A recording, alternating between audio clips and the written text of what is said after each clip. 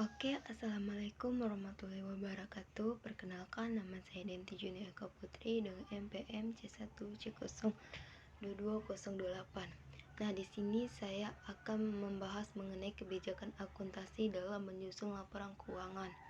Nah, kebijakan akuntansi dalam menyusun laporan keuangan ini, jika kita melihat dari kebijakan itu, artinya adalah suatu aturan atau pedoman seseorang akuntan dalam menyusun laporan keuangan tersebut dari dalam suatu perusahaan tersebut, yang artinya apa sih kebijakan yang digunakan oleh perusahaan tersebut. Nah, kebijakan akuntansi dalam laporan keuangan itu berada di CK atau catatan atas laporan keuangan. Nah, untuk isu-isu dari CK itu sendiri itu satu informasi umum dari perusahaan. Nah, untuk urutan dari CK yang pertama, yang pastinya itu informasi umum dari perusahaan tersebut. Apa aja sih nama perusahaannya, sejarah perusahaannya apa yang digunakan gitu. Nah, informasi umum sekitar dari perusahaan dan mengenal mengenai perusahaan tersebut. Nah, untuk yang kedua itu urutannya itu adalah kebijakan umum akuntansi. Nah, di nomor kedua ini terletak yang sedang kita bahas ini, yaitu mengenai kebijakan akuntansi. Nah, di sini baru terletak PSAK, apa saja yang digunakan, kebijakan apa saja yang telah kita pilih, terus kita menggunakan prinsip apa saja yang kita menggunakan, asumsi apa, dan kita pedoman dari PSAK nomor berapa. Nah, di sini semua diatur di kebijakan umum akuntansi. Nah, lalu yang nomor itu barulah penjelasan dari akun-akun. Penjelasan akun-akun ini seperti misalnya itu ada piutang. Nah, piutang itu untuk mengetahui ini milik piutang siapa dan piutang siapa itu dilihat dari CK atau catatan atas laporan keuangan. Nah, lalu ada juga kaya kas, ini disimpan di bank mana. Untuk melihatnya itu kita mengetahui itu kita lihat dari penjelasan akun-akun yang ada di CK. Lalu apakah setiap kebijakan yang ada di suatu perusahaan, jadi gini, setiap kebijakan yang ada di suatu perusahaan itu pastinya itu didasari oleh PSAK, tetapi apakah semua yang diatur yang ada di PSAK itu termasuk ke dalam kebijakan dari satu perusahaan? Jawabannya itu tentu saja tidak, karena tidak semua aturan yang ada di PSAK itu menjadi kebijakan akuntansi dari suatu perusahaan tersebut. Pastinya akan mengalami aturan-aturan yang ada di PSAK tersebut sesuai dengan apa yang perusahaan itu butuhkan. Jadi kita semua itu tidak langsung diambil, tetapi sesuai dengan kebutuhan yang diperlukan dari perusahaan tersebut sih. Misalnya seperti asumsi itu. Kan ada asumsi lebih banyak, asumsi kayak untuk asumsi untuk penilaian persediaan. Nah, di itu kan ada asumsi FIFO dan overhead. Enggak mungkin keduanya itu dimasukkan ke dalam kebijakan akuntansi suatu perusahaan, pasti yang digunakan itu adalah salah satunya. Jadi di sini terbukti bahwa yang tidak semua aturan yang ada di PSAK itu termasuk menjadi kebijakan akuntansi di suatu perusahaan tersebut. Nah, jadi keuangan pastinya disusun berdasarkan standar akuntansi keuangan, dan standar akuntansi merupakan kumpulan dari kebijakan akuntansi untuk penyusunan dan penyajian laporan keuangan. Nah, kebijakan akuntansi merupakan prinsip dasar peraturan dan PRAK. Apakah entitas dalam menyusun laporan keuangan itu entitas dalam penyusunan laporan keuangan akan memiliki kebijakan akuntansi yang diatur dalam standar akuntansi keuangan. Lalu untuk perubahan kebijakan akuntansi, nah boleh nggak sih suatu perusahaan di tengah-tengah perjalanan itu mengubah kebijakan akuntansi yang sudah dijalankan selama ini?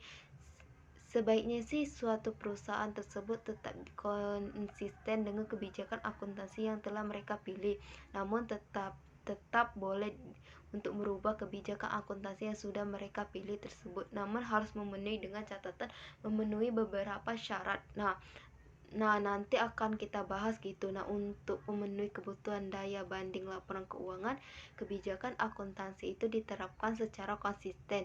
Namun perubahan kebijakan akuntansi dapat dilakukan suatu perusahaan dengan memenuhi ketentuan dalam standar PSAK 25 revisi 2009 itu ingat ya, kita standar PSAK 25 revisi 2009 itu yang mana menjelaskan suatu perusahaan mengubah suatu kebijakan akuntansi hanya jika perubahan tersebut memenuhi dua syarat. Yang pertama itu dipersyaratkan oleh suatu PSAK, yang artinya itu mandatori, yang pasti tidak boleh ditolak. Sudah menjadi karena untuk mengikuti kewajiban kita untuk mengikuti PSAK, karena itu sudah menjadi standar dari menyusun laporan keuangan. Nah, karena untuk menyusun kebijakan akuntansi itu didasarkan tadi oleh PSAK, sehingga jika PSAK itu mengalami revisi, maka ya kebijakan akuntansi juga harus revisi dengan PSAK yang baru. Nah, tadi kan secara mandatari seharusnya gitu. Nah, lalu juga yang kedua itu ada secara sukarela, yaitu mana suatu perusahaan tersebut secara sukarela ingin mengubah kebijakan akuntansi yang ia miliki tanpa keterpaksaan.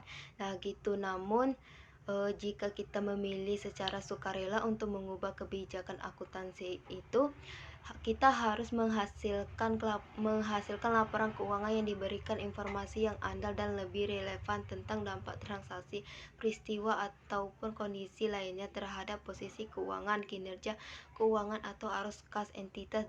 Jadi di syarat kedua ini secara sukarela untuk melakukan revisi, sehingga kita tuh atau mereka yang ingin melakukan revisi, mereka harus memberikan jaminan bahwasanya mereka akan memberikan informasi yang lebih andal dan lebih relevan dari sebelumnya. Jadi informasi yang diberikan itu lebih baik daripada sebelumnya.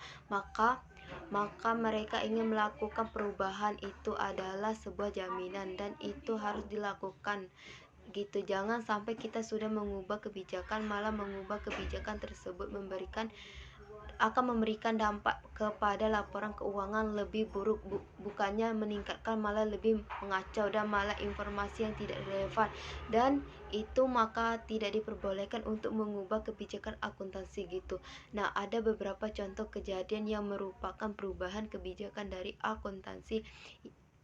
Yang pertama itu merubah metode persediaan dari rata-rata menjadi masuk pertama keluar pertama, atau fee perusahaan. Metode persediaan seperti yang tadi saya jelaskan, seperti awalnya suatu perusahaan tersebut menggunakan metode rata-rata untuk penilaian persediaannya itu, lalu tiba-tiba mereka yang menggunakan FIFO, atau sebelumnya perusahaan tersebut mendasar standar itu atau privat yang mana masih menggunakan historis. Nah, sedangkan dia ingin update nih, ingin mencoba menggunakan FIFO, dan itu akan lebih baik, maka diperbolehkan gitu. Lalu untuk yang kedua itu contoh itu perubahan pengakuan pendapatan konsekuensi dari metode biaya terpilih atau cost recounting menjadi metode persentase penyelesaian atau percentage of completion. Nah, yang ketiga itu perubahan metode penilaian aset tetap pada aset tak terwujud dari metode biaya ke metode relevan. Nah, untuk perubahan kebijakan akuntansi yang tidak diatur dalam ketentuan transaksi atau perubahan kebijakan akuntansi yang dilakukan secara sukarela diterapkan secara rekonstruktif. Apa sih rekonstruktif itu? Artinya penerapan rekonstruktif adalah penerapan kebijakan akuntansi baru untuk transaksi, peristiwa, dan kondisi lainnya seolah-olah kebijakan tersebut tuh telah diterapkan dahulu gitu. Jadi kebijakan retrospektif ini juga dimaksudkan kebijakan yang diubah sekarang juga akan mempengaruhi periode sebelumnya dan harus melakukan penyesuaian di periode yang sebelumnya dan diakui telah digunakan atau diubah atau dipengaruhi periode sebelumnya. Atau maksud itu perjanjian kembali retrospektif adalah penyesuaian pengukuran penyajian dan pengungkapan jumlah unsur-unsur laporan keuangan seolah-olah kebijakan akuntansi tersebut telah diterapkan gitu.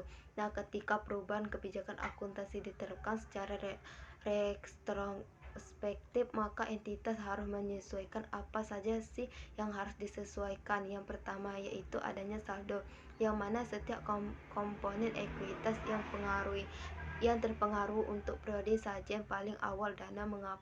Mengapa sih jika kita mengubah gitu, kan ada pengaruh itu ke laba. Kenapa kita harus menyesuaikan ekuitas itu? Karena nilai dari laba tersebut jika kita tutup di jurnal penutupan, nantinya itu akan ditransfer ke rekening, dan rekening itu termasuk dari ekuitas, sehingga ekuitas atau saldo awal itu wajib untuk disesuaikan nilai. Nah, yang kedua itu ada jumlah komparatif lainnya diungkapkan untuk setiap periode sajian, seolah-olah kebijakan akuntansi baru sudah diterapkan sebelumnya. Lalu untuk perubahan estimasi dan unsur dalam laporan keuangan itu tidak semuanya diunsur secara langsung, namun pengukuran dengan titik penggunaan estimasi yang rasional adalah bagian dasar dalam penyiapan laporan keuangan. Untuk melakukan estimasi ini menggunakan informasi yang tersedia, dan ada beberapa contoh estimasi yang digunakan dalam menyusun laporan keuangan. Yang pertama itu adalah piutang tak tertagih. Saat di pengantar kita belajar adanya piutang tak tertagih, sehingga kita melakukan cadangan piutang tak tertagih, dan cadangan piutang tak tertagih itu nilainya pasti itu diestimasikan terlebih dahulu. Lalu yang kedua itu ada masa manfaat, masa metode depresiasi, dan nilai sisa pada aset yang didepresiasi karena yang ketiga itu liabilitas garansi pada profesi. Beberapa banyak garansi yang akan diberikan oleh suatu perusahaan ataupun hadiah yang diberikan oleh suatu perusahaan ketika menjual suatu barang, yaitu yang itu termasuk yang dimasukkan. Nah, lalu untuk persediaan yang rusak, lalu untuk masa manfaat beban yang ditetapkan itu. Contohnya itu ketika kita meminjam uang ke bank dan kita membangun sebuah bangunan. Selama periode pembangunan penggunaan tersebut kita telah membayar bunga, namun bunga tersebut belum dapat kita akui sebagai beban bunga dan masih ditangguhkan karena kita berpaku pada prinsip making principle yang mana pendapatan atau manfaat harus disandingkan atau dilaporkan pada periode yang sama dengan beban, sehingga sebelum dirasakannya itu manfaat dari bunga tersebut, maka kita belum mengakui bunga, jadi beban tersebut masih harus ditangguhkan. Lalu yang keenam itu adalah nilai wajar aset keuangan dan liabilitas keuangan. Nah, untuk perubahan estimasi akuntansi itu adalah penyesuaian jumlah tercatat aset atas liabilitas atau jumlah pemakai periodik aset yang berasal dari penilaian status ini, dan ekuensi manfaat masa depan dan kewajiban yang terkait dengan aset dan liabilitas. Lalu kita masuk ke kesalahan dalam menyusun laporan keuangan. Entitas mungkin saja melakukan kesalahan. Laporan keuangan menjadi tidak sesuai dengan sak jika mengandung kesalahan material atau tidak material yang disengaja. Jika ditemukan kesalahan, maka kesalahan tersebut harus dikonversi. Jika laporan keuangan periode tersebut belum diselesaikan, maka koreksi dengan mudah dapat dilakukan pada pos yang ditemukan kesalahannya.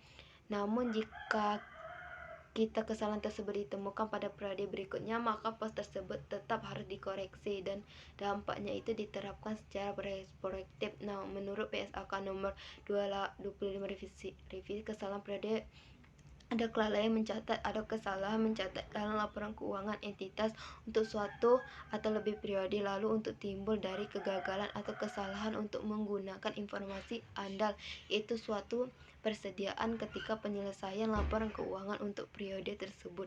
Secara rasional diharapkan dapat diperoleh dan dipergunakan dalam menyusun laporan penyajian laporan keuangan. Nah, kesalahan tersebut dapat berupa dampak kesalahan perhitungan matematis, kesalahan penerapan kebijakan akuntansi, kekeliruan ataupun kesalahan interpretasi fakta dan kecurangan. Contohnya itu misal seperti kita menghitung HPP, yang mana untuk mendapatkan laba itu penjualan dikurangi HPP. Misalkan seharusnya itu persediaan awal itu 100 dan pembelian itu 500. Untuk persediaan akhir yang seharusnya itu 200 dan HPP itu untuk mencarinya itu persediaan awal itu 100 ditambah dengan pembelian 500 dan dikurangi dengan persediaan akhir itu 200. Nah, dapat hasilnya itu HPP itu 400. Nah, kita misalkan penjualan itu 1 juta, dan nah 1 juta itu dikurangi dengan 400 sehingga laba yang kita hasilkan itu 600.